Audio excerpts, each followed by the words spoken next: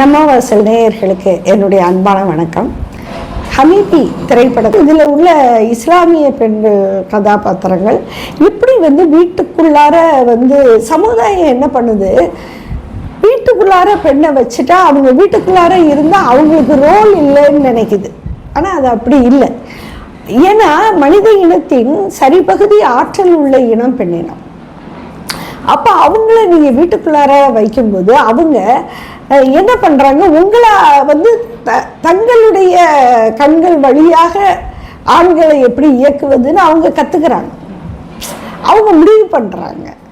ஆனால் அதே சமயம் அப்படி எந்த ஒரு முடிவும் நம்ம கஸ்தூரிராஜா முகமது யூசுஃபுடைய மனைவியாக வர்ற கதாபாத்திரம் ஒரு மாடல். அவங்களுக்கு கணவனை தாண்டி சிந்திக்கிறதுங்கிறதே அச்சத்துக்குரிய ஒரு விஷயம். ஆனால் அவருடைய தம்பி மனைவி அப்படி இல்லை. தன்னுடைய கணவனை தன்னுடைய விருப்பத்துக்கு சிந்திக்க வைக்க அவரால் முடியுது. அடுத்து வர்ற தலைமுறை பெண் கேள்வி கேட்குறாங்க.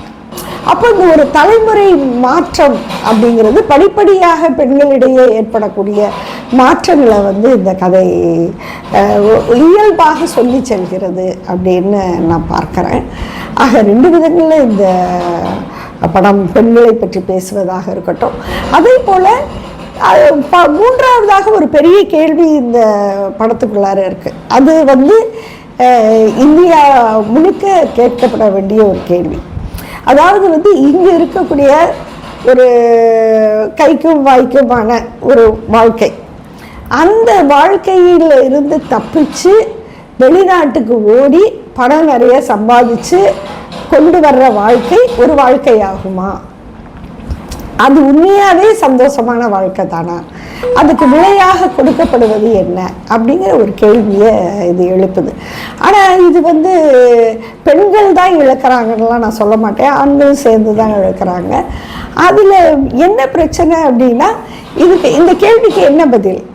இப்போது கஸ்தூரிராஜா நினைப்பது போல் இது அதே மாதிரி கஷ்டப்பட்டு இந்த மண்ணிலேயே வேலை செய்து வாழலாமே, ஏன் மனித இனம் கடைசியில் போயிட்டு அந்த பையனால் அந்த பணத்தை பாதுகாக்க கூட முடியல.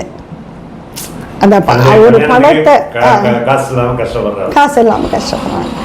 இந்த மாதிரியான பல்வேறு முக்கியமான கேள்விகள் இன்னைக்கு இளைஞர்கள் மனதில் நீங்கள் முடிவெடுங்கன்னு சொல்லுது படம். இதுதான் வாழ்க்கை, இதுதான் சந்தோஷம், இதுதான் எதுங்கிறத, உங்களுக்கு என்ன வேணுங்கிறத அதுவும் உரிய காலத்தில் முடிவெடுங்க அப்படின்னு சொல்லக்கூடியது தான் இந்த படம். நீங்கள் சொல்கிற மாதிரி அந்த படம் மனசை தொடுகின்ற படம். கண்டிப்பாக எல்லாரும் போய் பார்க்கணும்.